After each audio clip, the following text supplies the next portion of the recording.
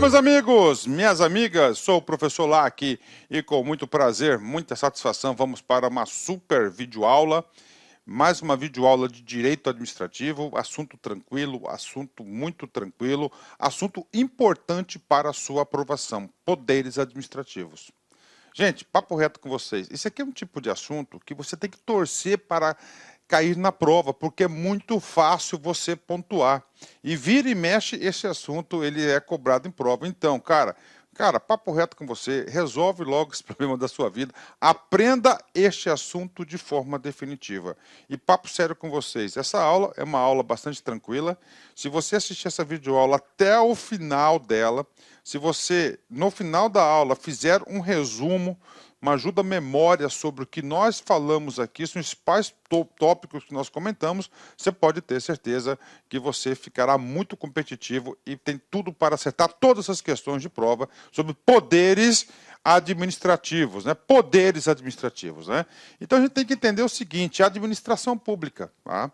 A administração pública é o que? A vontade popular. É o exercício da supremacia do interesse público, não é isso? A administração pública. Essa administração pública, preste muita atenção, para ela ser executada, ela precisa de pessoas. Quem são essas pessoas? São os famosos agentes públicos, não é isso? Então, para que o Estado alcance, para o Estado alcançar seus objetivos, exige-se a presença dos agentes públicos. Ok. Bacana. Então, os agentes públicos ali no exercício de sua função, ali está representando quem? Ali está representando nada mais, nada menos que o Estado. Tá? Então, os agentes são dotados de certas prerrogativas de Estados. Prerrogativas do Estado. Essas prerrogativas são indispensáveis para alcançar os fins públicos, né? Denominam-se poderes administrativos. É isso mesmo, né? Ou seja, sem os poderes administrativos, tá, seria impossível a administração pública fazer acontecer, dar conta aí do recado para a execução dos seus serviços públicos. Então, tem poderes administrativos exatamente nesse sentido, né? Exatamente nesse sentido, né? Impõe-se. Agora, o que acontece? Dado um poder, ele gera um dever, né? Deveres de Estado. Deveres administrativos. Então você tem um dever e você tem um poder, poder-dever. E a gente vai falar um pouco sobre poder-dever ainda nesta aula, nessa parte da aula. Bacana? Então é isso aqui. Então, poderes administrativos, né? Então, só fazer um resumo para vocês. São prerrogativas do direito público. Poderes administrativos, ele decorre pela supremacia do interesse público. E o que acontece, professor? Qual que é o objetivo? O alcance do interesse público. E toda vez que no exercício desse poder, ele ocorrer um abuso de autoridade por excesso ou desvio de finalidade, vai ocorrer o instituto do o que é abuso de poder, que a gente vai detalhar um pouco mais, né? Porque nós temos um tipo de poder que ele é chamado o quê? Poder de polícia, né? Principalmente, né? Ele é de caráter instrumental. Professor, por que de caráter instrumental? Porque ele vai ajudar a instrumentalizar as políticas públicas para o bem da sociedade. Então, esses são os poderes administrativos. Professor, quais são esses poderes? Uma ajuda geral para vocês. Vai. Primeiro poder, né? É o poder vinculado. O que é o poder vinculado? É aquele poder, né, que tem o agente público, que ele não tem liberdade nenhuma de decisão. Ele é obrigado a fazer. Então é o poder vinculado. Ou seja, atuação sem nenhuma liberdade. Então o primeiro poder é o poder vinculado. Tá? Então o agente público tem o dever, a obrigação de executar conforme previsão na lei, né? Tá certo? Professor, por exemplo, professor, o cara completou 70 anos. O cara completou 70 anos, temos uma consequência, ou seja, aposentadoria compulsória. Então, aquele legalmente investido no cargo, né, ele deverá ser aposentado compulsoriamente. Então, no caso do governo do estado de Mato Grosso, por exemplo, o servidor público completou 70 anos. Então, ele vai ser aposentado compulsoriamente. É um ato de aposentadoria compulsória ditado pelo governador do estado. Tá? Então, é o quê? É um poder vinculado, não tem liberdade de escolha. O segundo poder é o poder discricionário. Aqui já tem um certo grau de liberdade, né? Ah, professor, eu quero um exemplo do poder discricionário. Sim, vamos colocar lá um poder discricionário. Toda vez que está na lei, um dispositivo, poderá. Então, o poderá significa ver o que? A discricionariedade de acordo com a conveniência e oportunidade. Por exemplo, vamos falar do nosso mundo de concurso público, né? Todo mundo sabe que o concurso público tem um prazo de validade até 2 anos, né? Prorrogável, ou seja, não falando que é obrigado a prorrogação, né? Prorrogável por mais 2 anos a critério da administração pública, ou seja, a critério. Então, esse é o exemplo de um poder discricionário. Ele pode ou não prorrogar. Professor, quais serão os motivos que levará em consideração a conveniência e oportunidade naquele momento? Tá? Então, naquele momento, ele escolhe se ele deve ou não prorrogar, tá certo? Prorrogar o concurso público. Ali é o exercício de um poder discricionário, ou seja, tem certo poder de decisão, um certo grau de liberdade. Claro que esse grau de liberdade, todos os limites estipulados pela lei, né? Terceiro poder é o poder hierárquico, né? É o poder hierárquico, né? Aqui é o poder hierárquico, o poder do chefe, o poder da subordinação, tá certo? É o poder de comandar, tá? Então nós temos aí o poder hierárquico, para mim é o mais legal, o mais interessante de a gente explicar, é o ordenamento da administração pública, ou seja, fazer acontecer, poder da hierarquia, né? Poder hierárquico, manda quem pode, obedece quem tem juízo, né? De comandar, de ordenar, de delegar, de avocar, é o que? O poder hierárquico. Calma, gente, a gente vai explicar cada um desses poderes, né? Cada um desses poderes. Professor, o cara não cumpriu o comando do chefe. Ele não cumpriu o comando do chefe. E aí, professor? Aí vai entrar em cena o quê? O poder disciplinar. É o poder disciplinar. O que é o poder disciplinar? A aplicação das penalidades daqueles sujeitos à disciplina interna da administração. Então, o exercício do poder disciplinar é quando ocorre o quê? O não cumprimento do poder hierárquico, por exemplo. Né? Ele deveria fazer tal coisa, ele recebeu o comando para aquilo, ele não fez. Então, vai entrar em exercício o quê? O poder hierárquico. Professor, outro poder é o poder de regulamentação. Tá? O poder de regulamentação, de expedir regulamentos, né? Instruções normativas, portarias e assim por diante. Poder de regulamentar, né? O decreto é um poder de regulamentar. Então, nós temos a lei, né, que cria direitos e obrigações a todo mundo, né, de direitos e deveres, né? Temos lá a lei que cria isso, e a normatização disso é o exercício do poder regulamentar. É o poder regulamentar. E, finalmente, nós temos o poder de polícia, né? O poder de polícia, né, que é a imposição a particulares em condições de restrições, né? Então, nós temos aqui os poderes. Então, o que acontece, gente? Você tem que entender o seguinte, que a administração pública, ela está numa situação de superioridade. Uma situação de superioridade, não é isso? Uma situação de superioridade, está lá. Ele é uma estrutura vertical, é a supremacia do interesse público. Então, é o seguinte, o que adianta? Para poder exercer na prática essa supremacia, tá? O direito administrativo, esse direito público maravilhoso que é o direito administrativo, concedeu à administração pública, e neste caso, aos agentes que ali o representa, que representa a administração pública, os poderes. Então, por hora, você tem que saber, cara, esse cara eu não consigo enxergar. Tá? Isso aqui é básico para concurseiro, cara. Papo reto com você, básico. Eu não consigo enxergar um concurseiro aprovado em concurso público se ele não sabe esse conteúdo. Tá? Qualquer cargo. Então ele tem que saber isso. Tá? Não pode ter auto-engano. Então, primeira coisa, poderes, você já tem mais noção. Tá? São o que? Prerrogativas concedidas aos agentes públicos no exercício de sua função. Quais são? Poder vinculado, poder discricionário, poder hierárquico, poder disciplinar, poder regulamentar e poder de polícia. Né? Professor, questão de prova, bacana, né? Cai muito a comparação, né? O poder do chefe e o poder de disciplinar, poder hierárquico versus poder disciplinar. Então, muita atenção aqui. A gente vai explicar cada um desses poderes, né? Outro que cai bastante é a comparação do poder vinculado e o poder discricionário. Tá? Então, o poder discricionário tem certa liberdade. O vinculado, não, né? Ok. Professor, e agora? Vamos usar esse poder, né? O uso desse poder. Então, os agentes irão usar esse poder. Então, o uso do poder é a utilização normal pelos agentes públicos, pelas prerrogativas, poderes que a lei lhe confere. Detalhe, todos esses poderes estão em leis, né? Estão regulamentados. Então, é prerrogativo o uso desse poder. É claro que o uso desse poder aí que você tem que prestar muita atenção também é no pleno exercício do interesse público.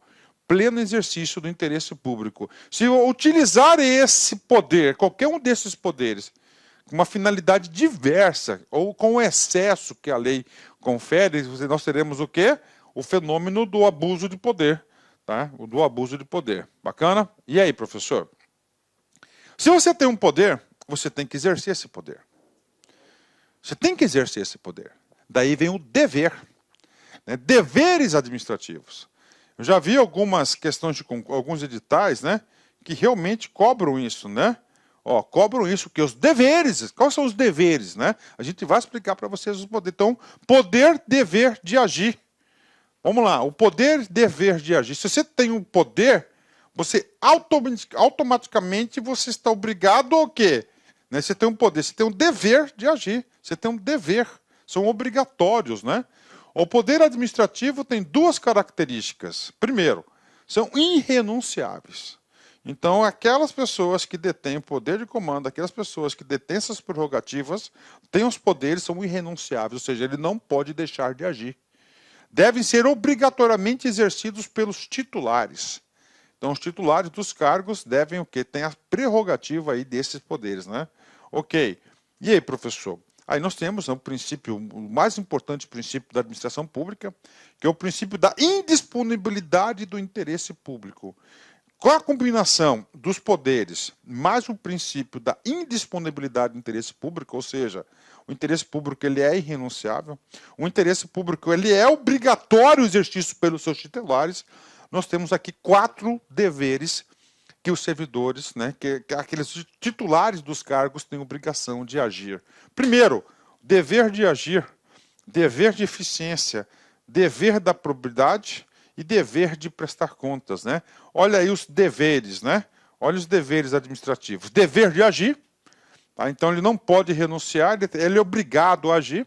Professor, quero um exemplo do dever de agir. Ok, todo o estatuto do servidor público ele fala o seguinte, tá? Tá lá. Ele fala o seguinte, olha, se você tiver qualquer tipo de conhecimento, tá, de qualquer irregularidade, você tem o dever de representar, o dever de comunicar às autoridades competentes, aí o dever de agir. Então você tem um dever de agir, você não pode ser omisso, né? O dever da eficiência. O que é o dever da eficiência? É fazer mais com menos e as coisas certas, né? O dever da probidade, né? O que é probidade? Ser probo, né? De acordo com as regras, com as leis, com os costumes, não é isso? Com as atitudes corretas aí, a honestidade, a moralidade administrativa, isso é ser probo, né? Probo, né? E finalmente o dever de prestar contas, né? O recurso público não é de particular, o recurso público é do povo. Se o recurso público é do povo, quem o gastar tem que o quê? Vai ter que prestar contas. Ele não tem opção, né? Então, estamos deveres. Então, tá aí os deveres, né?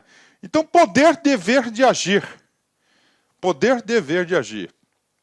Esse aspecto dúplice do poder administrativo é o poder, dever de agir. Então, além do poder que ele tem o dever de agir. Ok, ele não pode se omitir, é irrenunciável. Se para o particular o poder de agir é uma faculdade, para o administrador público é uma obrigação de atuar, desde que apresente ensejo de exercitá-lo em benefício da comunidade, né? Eli Lopes Meireles aí, o primeiro grande doutrinador do direito administrativo brasileiro, né? Eli Lopes Meireles. Então, o que acontece com o poder e dever de agir, né? Então, o poder de agir, o dever de agir, vamos supor, do particular é diferente. Ele só vai agir de acordo com aquilo que a lei taxativamente falar que ele tem que agir. Caso contrário, ele age se quiser. Agora, na administração pública, não. É um poder-dever de agir, porque ali ele representa a vontade do Estado, né? A omissão específica, conduta omissiva, será ilegal, em via de regra, exceção nos atos discricionários, né? Então, em via de regra, né, o que acontece? A omissão, né, se ele tinha o dever de agir e ele não agiu, tá certo? Ele cometeu uma irregularidade, tá? Aí nós temos assim, lá no Estatuto dos Servidores Públicos, né? Eles falam o seguinte, né? Ó, são deveres, né? São deveres, né? São proibidos, né? O que é deveres? Obrigação de agir. São proibidos, é o quê? É uma conduta não permitida, que você não deve ter aquela conduta, né? É uma exceção, né? E exceção dos atos discricionários. Por quê? Porque os atos discricionários têm uma certa liberdade o gestor para poder fazer ou não. Lembra do concurso público, né? Poderá ser prorrogável por mais 2 anos. Poderá não está dizendo que deverá ser. É diferente. Então, todas as vezes que você enxergar no termo normativo a palavra poderá, ali é o exercício do quê? O exemplo do poder discricionário e não será penalizado. Mas eu quero falar de omissão, né? Omissão administrativa, né? Quero falar de omissão aí para terminar, para a gente concluir essa primeira parte da nossa aula de poderes administrativos. Omissão. A administração pode ser objeto de reclamação ao STF, a omissão da administração, né?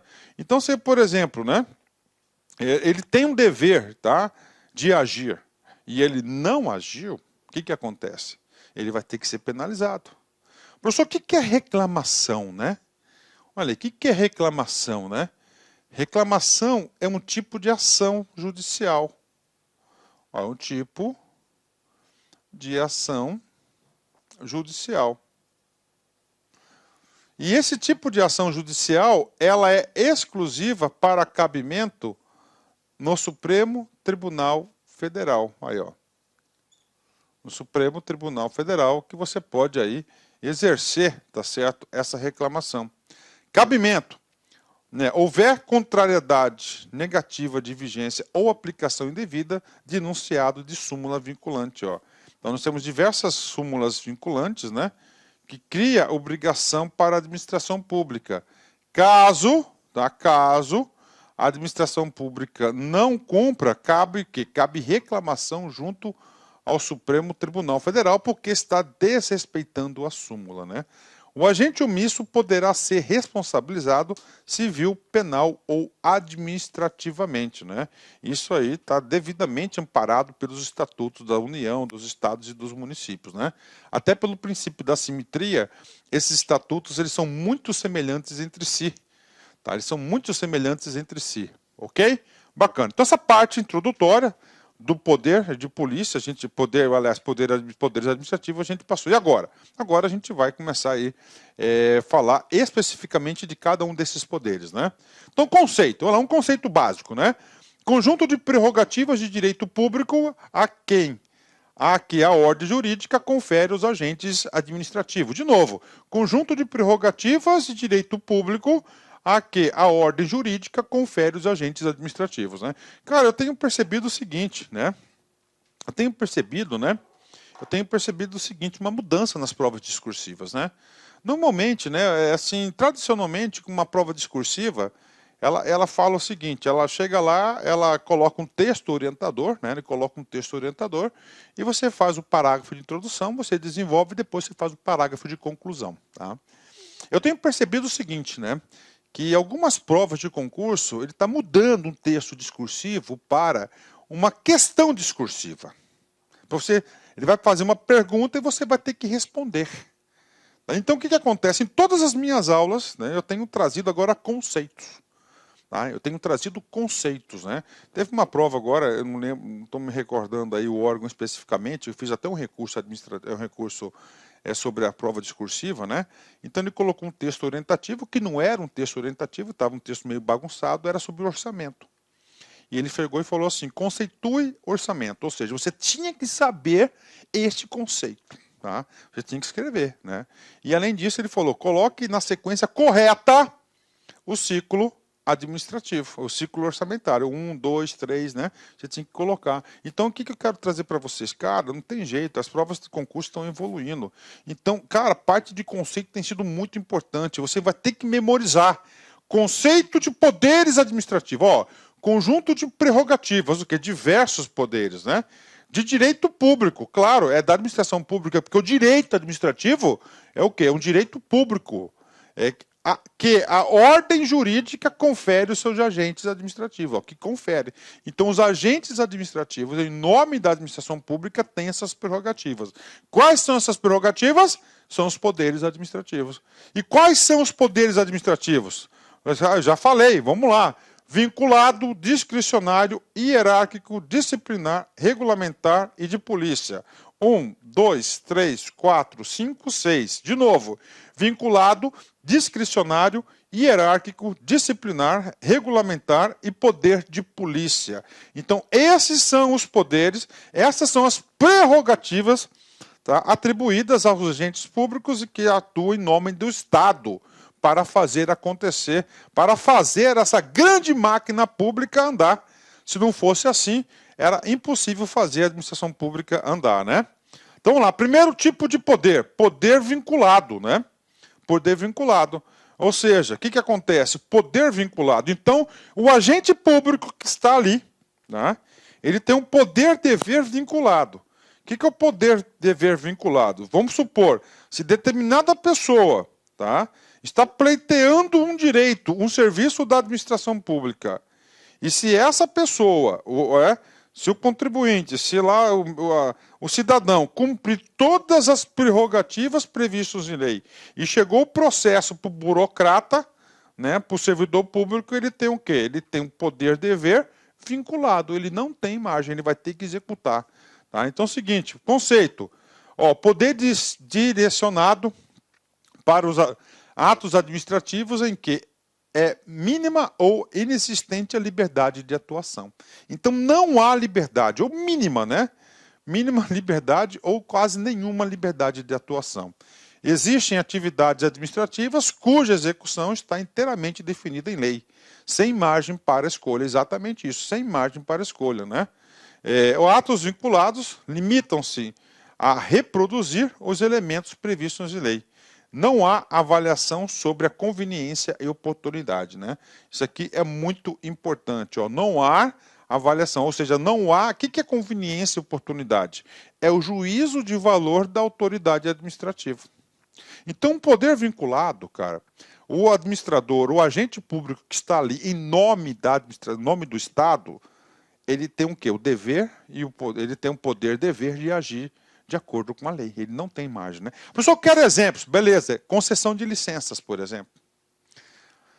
A legislação municipal diz que você tem que mostrar 32 documentos para você conseguir a tal de licença de construção. Você foi lá e apresentou os 32 documentos, né, requisitos que a lei exige. Ponto. Bingo. Ponto final. Não há margem. O que acontece? Do poder vinculado, né, ele vai ter que expedir o ato de licença. Professor, eu quero outro exemplo. Sim, vamos colocar um exemplo aí que está cada vez mais difícil, né? Aposentadoria por tempo de serviço. Tá? Por tempo de serviço. O cara cumpriu todos os requisitos previstos na legislação atual. Ele pediu o seu pedido, ele solicitou sua aposentadoria. Bingo. Não tem liberdade por o sujeito, entendeu? Não tem liberdade do sujeito, ele tem que conferir o direito. Ele vai ter que ditar um ato, isso aqui é o exercício do poder vinculado, não há liberdade, né? Constituição do crédito tributário, beleza. Então o que acontece? Estou lá o fiscal, ele verificou a constituição do crédito tributário, ele não tem escolha, é um poder vinculado, ele vai ter o quê? Ele vai ter que constituir, aliás, ele verificou lá a ocorrência do fato gerador da obrigação principal.